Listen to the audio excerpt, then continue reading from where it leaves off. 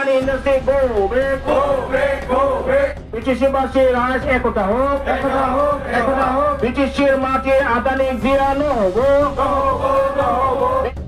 दाउथे बे जायगायाव आदानि कम्पानिया जे हा लाना फैदों बे इलिगेल बियो आरो बेखौ रायजोफ्रा जायगानि मानसिफ्रा प्रटेस्ट खालामदों जाहोना होनना बुंदों आरो जाहोनबो नाङा। फर्ट बटजरानि हायाव थार्मेल पावार प्रजेक्ट एपिडिसिएल फसंनो लानायनि सायाव खुद्रिसारदों।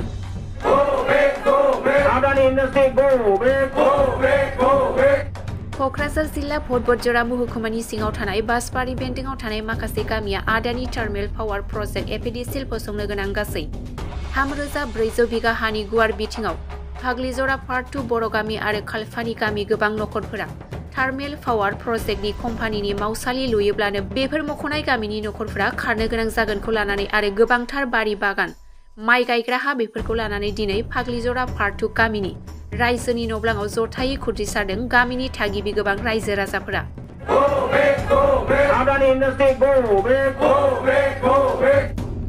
नंगौ बे खुद्रिसारनाय हाबाफारियावनो बाहागो लाफैदों वर्किं प्रेसिडेन्ट बड'लेण्ड जनजाति सुरक्षा मार्चनि आफादगिरि दावराव देख्रेब नार्जारि आरो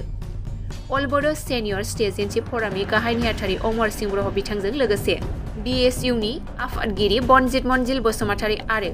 अल आसाम ट्राइबेल स्टुडेन्ट इउनियननि आफादगिरि हरिश्वर ब्रह्मनि अनगायैबो आरो गोबां फर्ट बटजरा बर' समाज आफादनि नुजाथिनायजों आरो गोबां रायजो राजाफ्रा लोब लोब बाहागो लानानै खुद्रिसारदों। जोंनि हाखौ रैखाथि हो, जोंनो नांगौ थामोनथाय, आदानि कम्पानि जोंनो नाङा बायदि बायदि स्लगान होनानै आखायाव प्लेकार्ड लानानै खुद्रिसारनाय हाबाफारिखौ नुनो मोननाय जादों।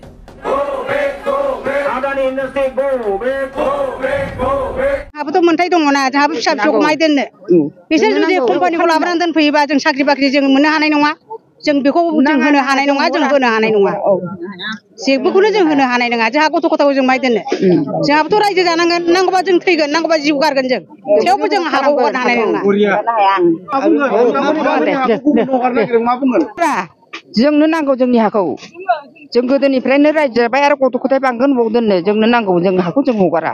फैदों दाखालि सानब्रै सानबा एक सप्ताहनि आगोल फैदोंमोनबो बिसोर आदानि कम्पानिनि फिसाला फैदों होनना खोनादों। DC सोरबा सार्कोल अफिसार DFO बिसोरखौ लानानै नायदिंफैदों होननाय आंबो नुदों, गारि फैनायखौ आंबो नुदों अबसे। खिन्थु मेन खोथाया जाहैबाय बे हाखौ जों खुनु पद्दाय हगारनो हाया, खारन बेवहाय जोंहा इयुन जेनेरेसननि खोथा दङ, जोंनि नेचारनि खोथा दं। एफाबां 3,600 बिगा हाखौ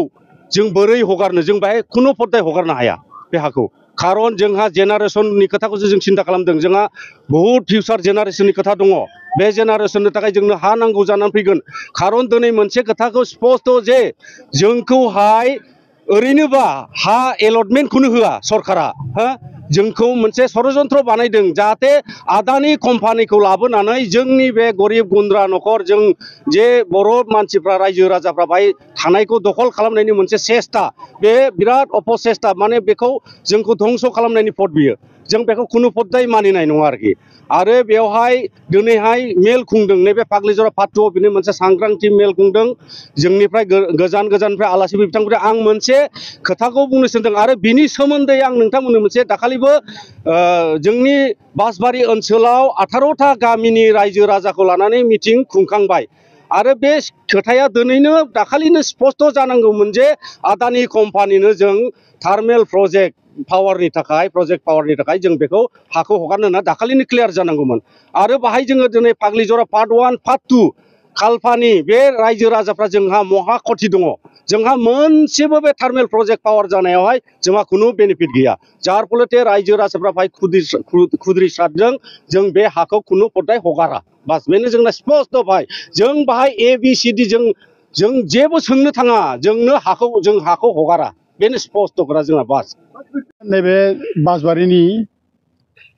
माने सुखि पार्ट 1 आरो दुखि पार्ट 1 आरो दुखि पार्ट 2 आव जों दंफैयो। दा खालफानि जायगा बियो, ओमफ्राय बे जायगायाव आदानि कम्पानिया 3,600 बिगा हा बेयाव आवग्रिनानै लानो नागिरदों। आरो बिसोर बेखौ लानो नागिरनाय खारना जाबाय बेयाव फर्मेल पावार प्रजेक्ट APDCL नि आन्दाराव लुनो नागिरदों आदानिया। दा बे जायगाया गोदो गोदायनिफ्रायनो ट्राइबेलफोर बेयाव दङ,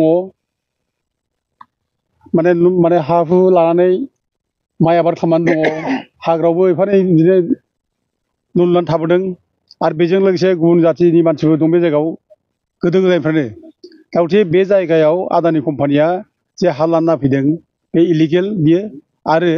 बेखौ रायजोफ्रा जायगानि मानसिफ्रा प्रटेस्ट खालामदों जाहोआ होनना बुंदों आरो जाहोनबो नाङा दिनै बे जायगानि ट्राइबेलफ्रा गावहानो थानो जायगा गैया हा गैया आरो बे आदानि कम्पानिया खुन जुगनिफ्राय खुन अबेबा सात गाथोन दै बारनानै बे जायगायाव मोनसे माने पावार प्रजेक्ट खालामफैगोन बे खुनु दिन ग्रहन जायगा नङा जोंनि ट्राइबेला बहा थांनो दिनै हा गैयिनि ट्राइबेलखौ दिनै माने आलाय सिलाय जानायखौ जों नुगासिनो दं आरो बे ट्राइबेलफोरनो हा होनांगौ हा होआखै दिनै बिसोरखौ गोदाव सोराव बोरै खालामबाय थानो हादों सरकारा बे जोंनि बिराद साननो गोनां जाबाय दा गथिखे जोङो बेखौ जाहोनो नाङा आरो बे रायजोफ्रा बे जायगानिफ्रा रायजो राजाफ्रा गासिबो बुंगासिनो दं जे जों जाहोआ खालामोआ होननानै आंबो दिनै बेखौनो रायजोफोरखौ बुंलाङो बे जायगायाव खुनु आदानि बे माने पावार प्रजेक्ट जानो मोना जाहोआ आरो जों बेनि थाखाय नांगौबा जिउ गारगोन थेवबो जों हा होआ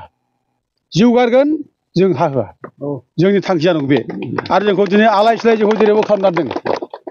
आलाय सिलाय जोंखौ जेरावबो खालामना दोनदों दिनै जोंनि जिउखौ सनमान नागाराखै बे गोरिब गुन्द्रानि ट्राइबेलनि जिउआ जे जिउ मानसिनि जिउआ जे समान बयजोंबो बेखौ दिनै फाराग लाबोनानै ट्राइबेल जिउआ दाम गैया देखायनानै बे गिदिर गिदिर मानसिफोरनिल' जिउखौल' गिदिर दाम होनानै बे जायगायाव इन्डास्ट्रि फेक्टरि खालामफैनो नागिरदों गथिखे बेखौ लाय होआ आं दिनै सरकारखौ खावलायलुदों प्रमद बर'मोनखौ दिनै बिथांमोना दिनै बर'फोरखौ जेरावबो बे ट्राइबेलफोरखौ जेरावबो हाग्रा ओनसोलाव थानायखौ होखारबाय थायो न' बां सावनानै थानो जायगा गैया माबा इन्डास्ट्रि आदानि कम्पानि होनो नागिरो दा बिसोर बहा थाबावो होनबालाय दिनै गाबगु खुगु जागासिनो दं थानो जायगायानो गैया दानि बे जौगानाय जुगाव दासिमबो जुदि जोंहा थानायनि मोनसे स्टेबोल जायगा जुदि गैयाब्ला जों माब्ला जिबन खांबावनो जोंनि फिसा फिसौखौ आरो जों फोरोंबावनो जोंनि न'खर संसारा बोरै जाबावगोन जोंनि भबिष्यतआ माबोरै जाबावगोन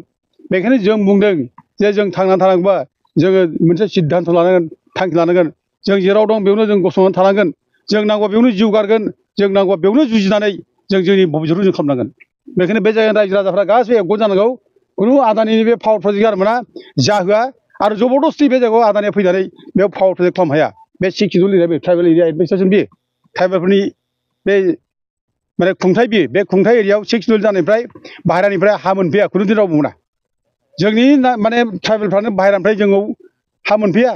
आरो बे आदानियाव उमराव फैनानै बे जायगायाव हा लाफैनो बाहेरानिफ्राय बे सिक्सटिउलाव बे माने पारमिसिबल नङा गथिखे बे जायगानि मानसिया बयबो गसंथानांगौ आरो बे जायगायाव इसेबां माने गुबुन गुबुन जाथिनि मानसिफोर दङ बे गुबुन गुबुन जाथिनि मानसिफ्राबो ट्राइबेलजों एकगट भाबै